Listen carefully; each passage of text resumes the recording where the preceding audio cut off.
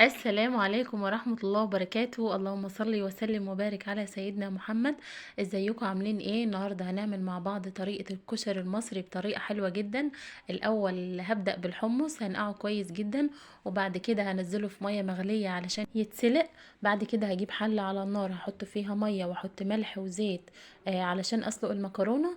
جنب منها حطيت حلة فيها مية وزيت وملح عشان اسلق العدس واسيبه لحد ما يستوى زي ما انتوا شايفين. بعد كده هنزل بالمكرونة في المية المغلية واقلبها كويس جدا طول ما هي بتتسلق علشان ما تمسكش في بعضها.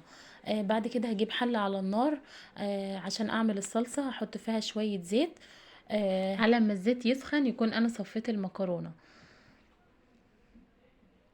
صفيت المكرونة كويس جدا وهحط عليها شوية زيت واقلبها مع بعض علشان تفضل كل واحدة بوحدتها ما تمسكش في بعضها. هقلبها كويس.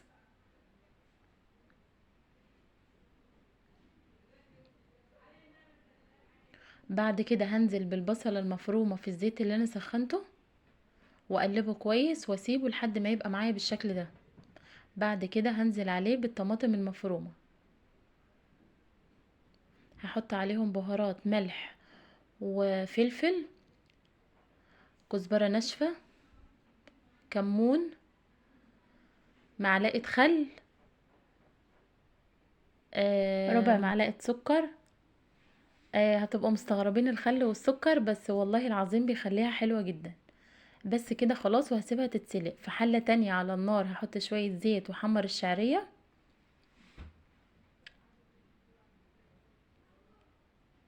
هقلبها كويس واحمرها لحد ما توصل معايا للشكل ده. بعد كده هنزل بالرز المغسول ومتصفي، هقلبهم كويس مع بعض. بعد كده هنزل عليه بالميه، هحط له الملح وبعد كده هغطي عليه يستوي. في طاسه على النار هحط شويه زيت، هنزل بالبصل الشرايح احمره. في طريقتين لتحمير البصل، في تحمير كده من غير اي حاجة وده بيبقى طري ومسكر، وفي طريقة تانية اللي هو بتحمر بالنشا وبالدقيق وده بيبقى مقرمش بس ما بيبقاش مسكر قوي زي التاني. ده طريقة وده طريقة، وده طعم وده طعم، بس الاتنين حلوين. ده شكل الرز بعد ما خلاص استوى. كده خلصنا كل حاجة، فاضل بس الدقة. خلاص قلبنا البصل واتحمر، هنشيله بقى على جنب ونعمل الدقة. في طبق هنحط فيه توم مفروم، هنضيف عليه مية، هنحط له بهارات كزبرة وكمون، فلفل اسمر، عصير ليمونة، زيت، خل، وهنقلبهم مع بعض. وهقسم الدقة دي على اتنين، جزء هحط فيه عليه شطة وجزء تاني لا، عشان اللي يحب يعني. بس كده خلاص خلصنا. هقلبهم كويس بقى وهقسمهم. وبكده خلاص يكون جاهز معانا للتقديم. اتمنى ان يكون الفيديو عجبكم. بألف هنا لكل اللي يجربها، واشوفكم في فيديو جديد، والسلام عليكم ورحمة الله وبركاته.